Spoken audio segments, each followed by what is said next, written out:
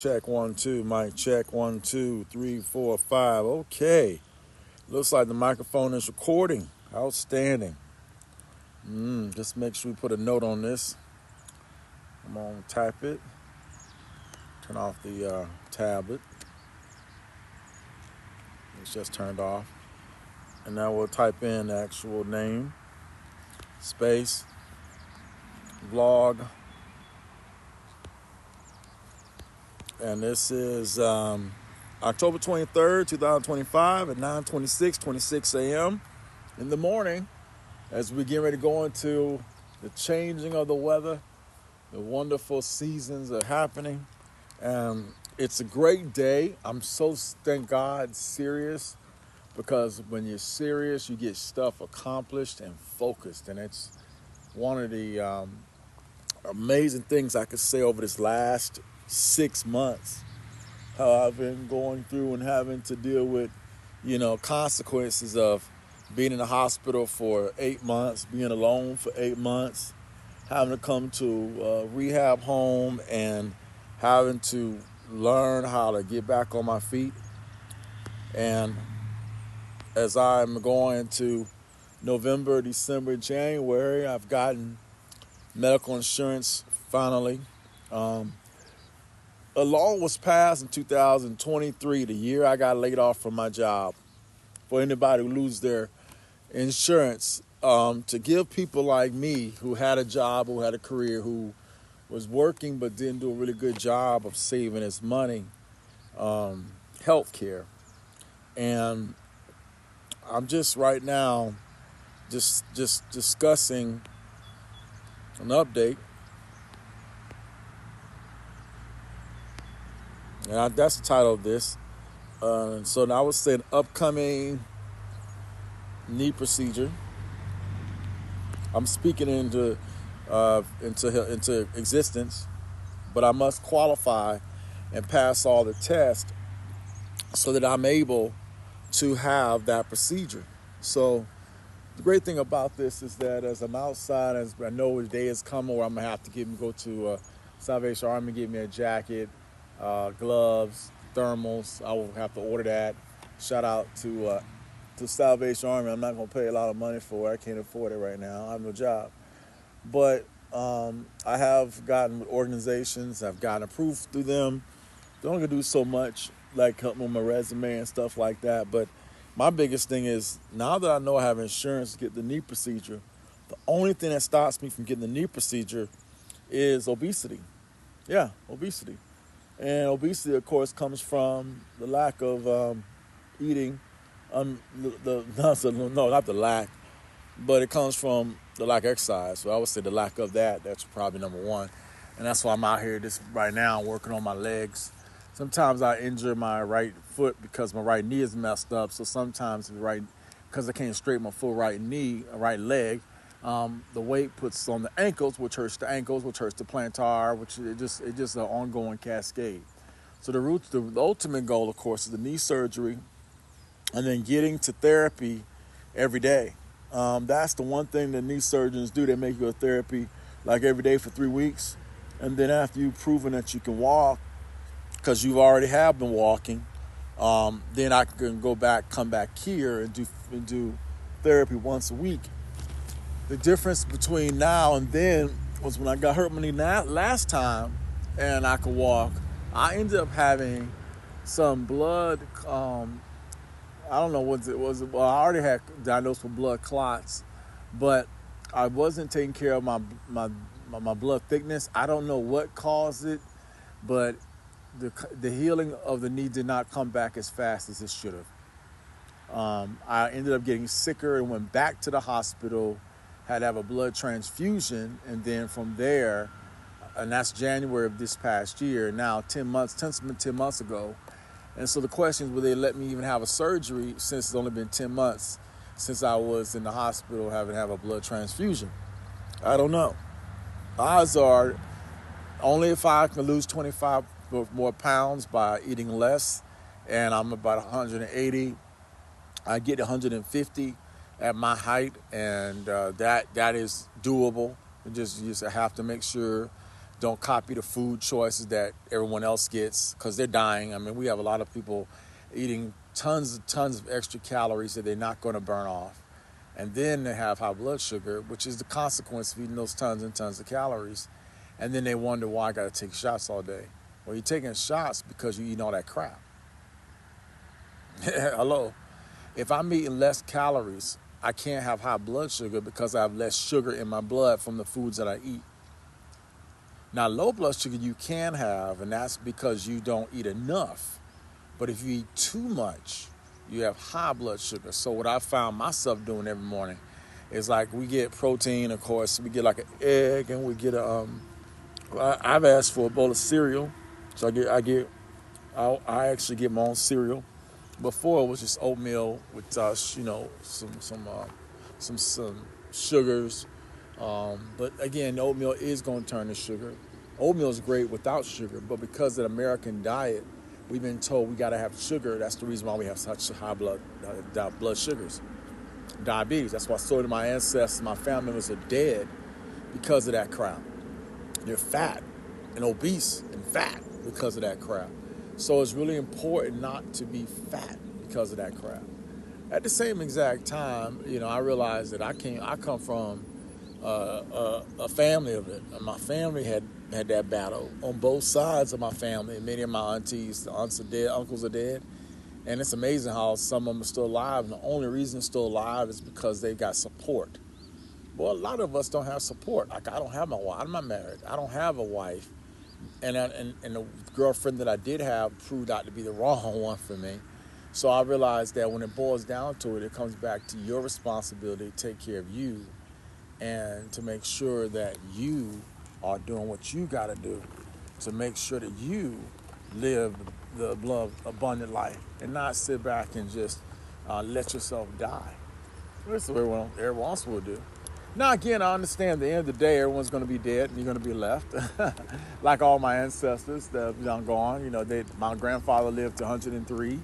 All his family member died, and he died after he realized that everybody around me is gone. All my sisters and brothers are gone. Uncles and parents are gone. So you end up, having an experience of just, well, why am I still here? I get that part. But if you know you got a purpose and a call and you got a goal that you've gotten either through your education or you just can look around and see that in my scenario, black people don't have the things they deserve to have. Like I'm at a place where this is big old 5-acre property that was once a school, and it was zoned for a school, and that's why this whole place was built. It was the place right next door to here actually owned this building for years until they were able to build a brand new building, which now as I look across, you see school buses and they come in and come out. Well, that's exactly what the school buses did years ago. They would come in, make that come out, drop off, come back out. That's the whole reason this place exists, is because it was for a school. So they turned it from a school into a nursing home, and that's great. Because that's the only type of properties, that's kind of what they're built for. When they're off of highways, if they're on the actual highway, they're built for business. Whereas if you're home, you're back deeper into the neighborhood. So how did I learn that? Well, I was on my way to get my physical therapy, and the person that picked me up from physical therapy was actually a baby at this place, at this school, about 25 years ago. And he was telling me how it was. And I was like, wow. Isn't it amazing how God can, put people in your path just as a random Uber driver, a stranger, taking me to go to a place, and we have this conversation. Now, I've only been here for, like I said, almost 7 months, and I'm grateful, but I'm also not content, meaning that I'm not here to make abundant friends that I'm going to have to say bye-bye to. It's just not right. You make friends that you'll never see again? Yeah, it's kind of cold. Now, what I can do is be an example of motivation, discipline, determination, and stick-to-itiveness to make sure that I show that there's more to life than just sitting there watching television. But there's some people, man, they're done. They're like done. They are done. and all you can do is give them your last rites, as a minister, and wish them all into heaven and hope God accepts them in the kingdom, because you can't really preach to people that don't want to receive. And some of them have gone beyond hope as far as dementia and all kind of things.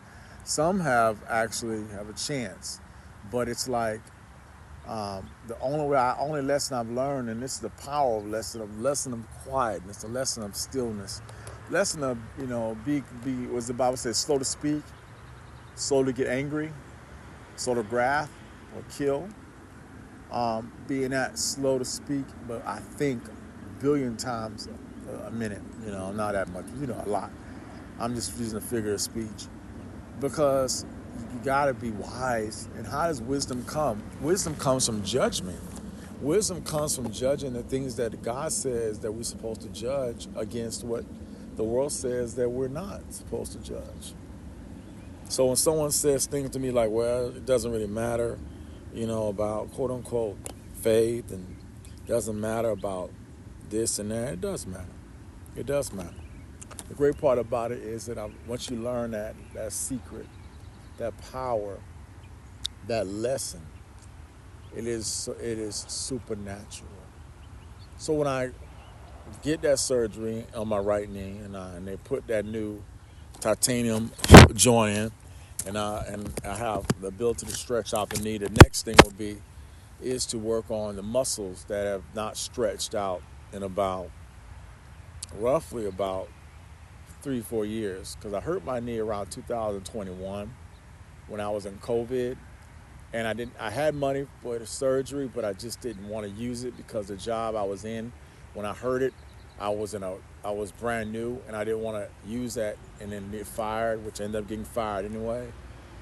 And then 2022 came, we're in COVID. 2023 came, we're in COVID. We're getting out of it. Now we're in 2025. It's been 2 years since COVID, and I haven't been able to stretch that leg all the way out. But because of the arthritis, the 3 departments of my knee have arthritis. So I had it in one compartment, but over the period of 15, 20 years, I kept moving it, kept pounding it, and some days it would hurt, but I was just wearing it down to the point where it's like beyond hope. It could be a supernatural miracle, but there's other parts of the human body that we got to think about as well, besides just the knee: the heart, the muscle, the spleen, the blood sugar, the blood pressure, basically the blood, the life of the flesh in the blood. And of course, on top of that, then of course the family diseases that our family has been diagnosed with. And then I was then diagnosed with having blood clots in my legs, which I never even knew there were such things. But then I also knew that I was a very sedentary guy because of my job, and also because of my life, being always in the house on the computer and stuff like that, and then being obese. So I put myself in this predicament. I put myself here. So I realized that it's not about blaming anyone but myself, because even though the government and the medical and all these people pay off of our obesity and make money off our obesity and make money off of our death, it still comes back to us doing our part to overcome that. So last Friday, I went to have an appointment with a knee doctor who does injections in the knee. And fortunately, when I had my horrible knee pain back in October, November, really I had it all the way through last year, 2023. And it was correlated with obesity. 280 pounds on a bad leg equals knee pain. And then, of course, going in the hospital, they do a little culture of the knee, and I'm also got the other issues in my body I just discussed, made the healing of the knee almost impossible. I needed it back then, and now I need knee surgery, but I wasn't getting it. So I go to rehab, like they thought I was gonna walk again. And I mean, with the knee, no one actually explained this to me, but in 2021 it was found, the 3 compartments of arthritis in my knee. Now I remember going to 3 different doctors, one at Emory, Dr. Sherwin, another one at a Peachtree Orthopedic, a white orthopedic surgeon, And then I went to another white doctor who was at his own practice, and all three of them said knee replacement, knee replacement, knee replacement. They weren't lying. I was just like not accepting it. And I was, of course, like anybody, I'm gonna check with 4 or 5 different doctors, get the same opinion because you just don't accept the first opinion they give you, and they're all right. But I didn't have a good job or a stable job since AT&T, where I knew that I had a boss that would work with me, that I could get the year, the rehab, and still work from home on my laptop, and that's vital. So now I'm in a situation where I'm unemployed. I'm in college studying for cybersecurity and learning a brand new feature at age 52. I'm also looking for a place where I can be able to get close to my rehabilitation, have at least a room where I have like a dorm, where I'm not sharing a room with 5 or 6 or 7 other people, where I have my own space, own lock, own door, own place to lock up my stuff. And then of course access to get to and from my therapy so I can be able to get that therapy until I can be able to have a job where I'm able to have my own place as a guy with a bionic knee. So I'm looking forward to having my bionic knee, amen. But I also realize what I must do, and that's the must is I must exercise, I must exercise, I must exercise, I must exercise, I must exercise, and I must eat right. Okay. And I must talk to myself, making these blogs to keep reminding myself of what I must do. That's the secret of this whole thing. Making these blogs, putting them on YouTube, and playing them back and reminding myself. Because it's so easy to just forget. Looking around you, you see other people suffering and they're worse off. Some are worse, some are better. But the fact of the matter is, I'm not here to compare my life to somebody else. I'm here to really compare my life to me. So as I'm outside and the sun is coming up and it's warming up for the last couple of weeks before we go into cold, because in November, second week of November, everything is going to be 1 hour back. So that means the sun won't come up till about 8 in the morning, which is great. I'll go out at 8 in the morning, but it'll be cold between 6 and 7. It's right now, it's 9:43. So it'll be, it'll go back in 1 hour, but it also means that, you know, it gets darker earlier too, which means I got to come out earlier because nobody wants to do PT. I'm not wanting to do PT in 40-degree weather. I'm not trying to run a marathon here. So when the sun's up, I'm outside. When the sun's down, I'm in the house studying and getting ready for the next day. So I'm great. I mean, I've been blessed. I'm sitting back and watching birds fly in the air. And while I would like to be having conversations with beautiful women and talking to them and being loved by them, I also recognize this. You are not prepared because of what you've done in your life to have a woman in your life that's great and that's quality. I know what kind of woman I want, but I also know the kind of woman I deserve right now is not that, because I didn't do the right things to prepare myself physically and mentally, but I'm working on that now. And the last thing I've learned is that you don't pick somebody at a broken state. If you're at a broken state, you don't date someone at a broken state, because once you get to a good state, that person's going to want to pull you back down to the broken state they found you at.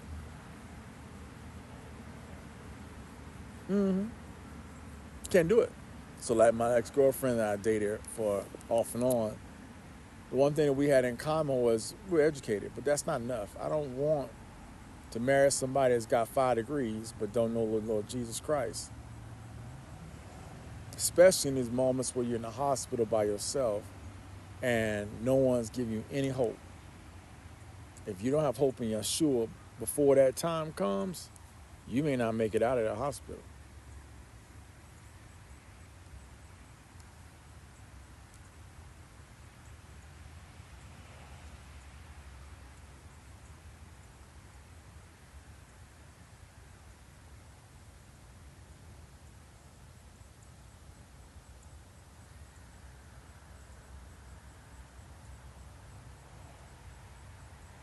So I'm grateful to God I can sit back and think about those things. And being a October baby, a melancholy I'd probably say choleric, male chlor, as we would turn about in temperaments. It's good and it's bad, but you can't beat it yourself up because for every good part of our personality, there's a weak part. None of us are perfect. That's why we need Jesus. That's why we need Christ. That's why I come out here alone and I get with God and I make these comments and these blogs, even if you don't respond, because I respond to myself. I encourage myself in the Lord. I motivate myself. And here's the great part about it: the people that want this energy, that want to suck it out of you, they can't suck it out of you because you're not giving it away. And the people that are jealous of you, that want you to fail, and they're envious because there's always people out there like that. They can't say nothing because they look at you and they see over a period of time, look how he's doing. He's still going strong. He's still doing good. He's doing better. He's doing better than me, and better than me, and better than me. And all that's doing is just glorifying the Lord and shutting their mouths. I don't know, but in my whole life, it's always has been this way. And that's okay. I've accepted it. I finally accepted it. I've accepted the fact that you're not in this world to please other folk. I've accepted the fact that you're not in this world to be what's it called, a kiss butt, a brown noser, a people pleaser. That's not why I'm in this world. Thank God I'm not that person. There are a lot of people that are sanguine, and they're great at making people feel good, and they think all the while that they got lots of friends because they make people laugh. Those are the same people that will kill themselves. Jim Carney, Robin Williams, all the great so-called comedians that were so-called sanguine. A lot of them people killed themselves through drugs, or worse, they hung themselves. Jim Belushi, and on and on and on and on and on. And why? Why? Because when they didn't get to the real truth of the matter, their own life, they did not fully get that therapy that they needed to heal, and realize that you're in this life by yourself, and the one person you always want to please is yourself. Not at the expense of other folks, but what I'm saying, and please yourself in God's eyes. 2 Timothy chapter 2:15. Study his word to show yourself approved unto God. A workman or workwoman that needeth not to be ashamed, rightly dividing the word of truth. Next Friday, I have my colonoscopy. And next Thursday, a week from today, I'll be doing my 1 day, 24-hour liquid diet. And I expect to pass that test. I have my blood checked tomorrow for PT INR, an international ratio of the thickness of my blood. It was down to 1.6 out of a sudden, from the average of 2.4 for about a good month. So we got to really, unfortunately, check this. But the difference that I realized was I had more salad, but I should have for lunch. And I got to change that diet to no salads. I love thinking about salads, but since I got to deal with blood, the biggest thing for me now is vitamin K, which comes from green beans, and making sure I have a lot of vitamin K. That was something over my lifetime, I never cared about green beans, man. We're talking 30 years of not even having nobody cook me green beans. I never cook them myself. Green beans every day, eating the same amount. It's so sad. If I knew these things, if I was taught these things, I wouldn't be in this predicament today. But I didn't know these things, and I wasn't taught these things, and I know now. I'm glad to learn this age 49, 50, 51, instead of be dead at 52.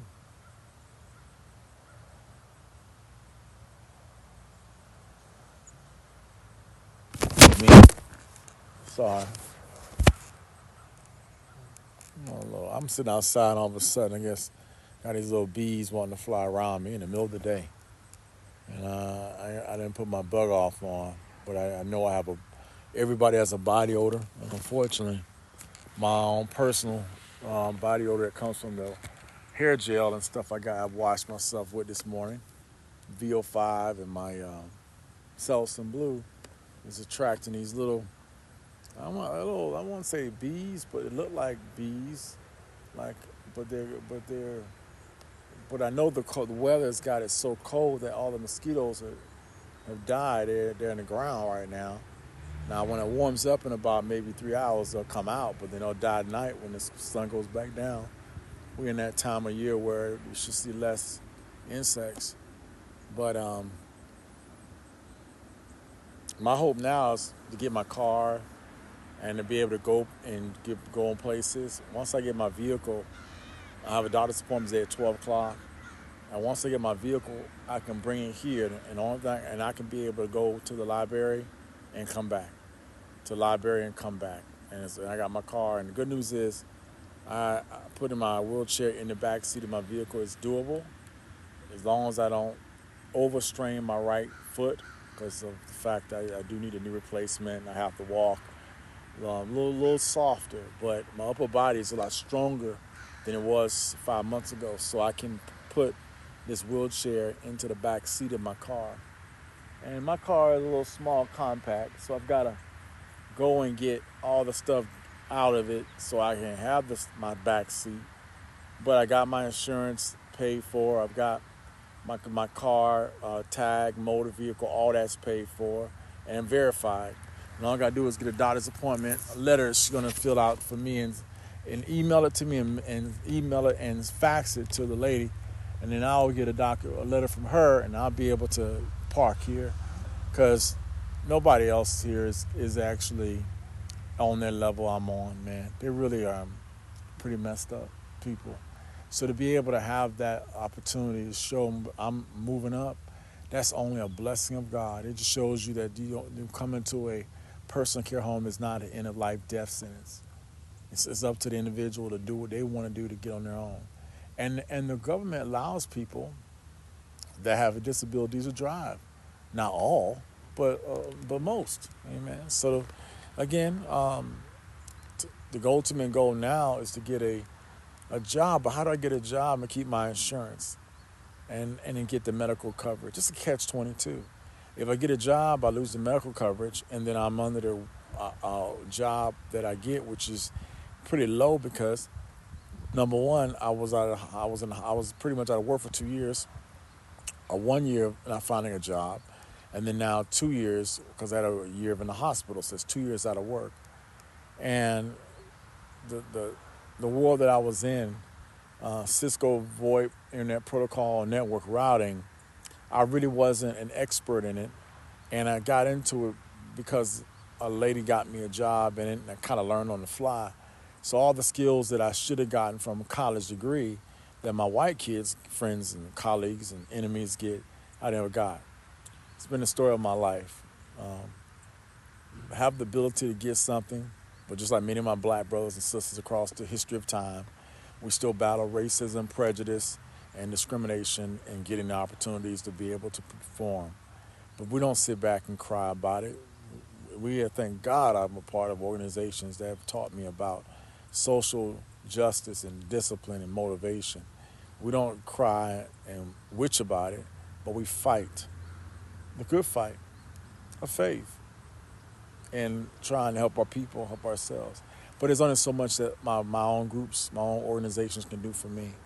It still comes back to the white man giving me a job and allowing me to work for him. Or taking a really easy peasy job, making no money, and just being like everybody else that's below and struggling today. I was watching a movie about a TV show called Evil.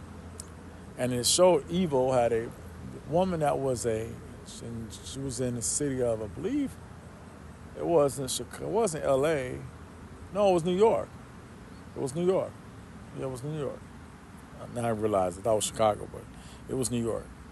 And she's a psychologist, a PhD. Her husband was a mountain climber going to Nepal. And they had a nice little home that was right next to a railroad, leading a railroad track, air train track that every night they hear the train. Wah, wah, wah. And in the episode, she was talking to her husband, and she was like, they wanted to sell his business. His business made $85,000, and they were trying to sell his trekking business so he could come back and be with his 4 kids that he conceived, but he was never there to raise. So these kids are being raised by a mom who's a PhD who makes $60,000 a year. And she's a PhD, and so she had to get a job with the Catholic Church because the job that she was doing as a forensic psychologist, a PhD, as the damn man said, soft science, was like paying $60,000 in New York. $60,000. That's nothing for a woman that's got 25 years of education, 30 years of schooling, to make $60,000. But you know what? There's a lot of people like that out there today. Yeah. All the education, all the degrees, and can't make the 100,000, which should be we should be making. I was averaging 87,000 a year, and I realized if I had only the education, knowledge, and opportunities, I could have been averaging that every year from 1995 until today. But it wasn't until 2012 that I started making that kind of money. And so I'm trying to get back to that place again. And it's tough because we're getting older. New kids are coming out of college. They're taking our jobs. We're getting older. We're dying. We're getting older. And of course, you can't take the easy peasy entry-level job as a 50-year-old. So the game almost come down on you. And so, I don't know. But we're going to go back and study. I just want to make sure I made that blog and make this opportunity. Just thank God for everything I'm going through, all the stuff I just said, because it's documentary of my life and what we're going through. Amen. So tomorrow we'll be going up to the hospital at 8. We'll leave at 7. Get there right at 7:50. Do our blood test. And from there, pick up any medications, and then we're going to come on back here and study this Friday, and then basically start our process Saturday, Sunday, the same thing. I'm hoping to God I can get the letter sent to my Mrs. Umbeku. She's a woman that's the manager of this school, this home. And once I get that letter, I get her to send me my form I can fill out. Because like I said, I got insurance for my vehicles. Thank God I'm right state of mind. The biggest thing I'm concerned about is the protection of my assets anyway. So I know in this car, I know I can't afford to pay for what's called a U-Haul anymore. And so I'm like this. If I can't keep it within arm's length, throwing it away. That's it. And anything that's my most valuable stuff, my computers, you know where they're going. They're boxed up and put in a little room because I can't live without those things. I can't have a job without those things. I can't even have a career without those things. I can't go to school without those things. So it's vital. May God bless us, and I thank you for your grace, for your goodness. In Yeshua's name, amen.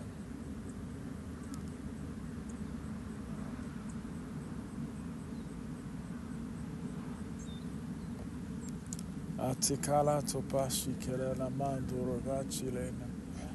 Jebebe sunda vachupa patuko parasita. Areso nando revetese. Bretara makashunda valanda. Jema mando acharestando. Ibasholanande vesikirena. If I don't know exactly what I'm praying for in the spirit, I thank you for the languages you give me to speak. And I ask you for the revelation of what I've said in your languages. Translate it to me in my English understanding. Shivara sekirena namanto basara. Jela mando basikirena. Jerebeto baba supa. Shitele manda. Jela namakash. I'm never suka bachina. I'm never saw.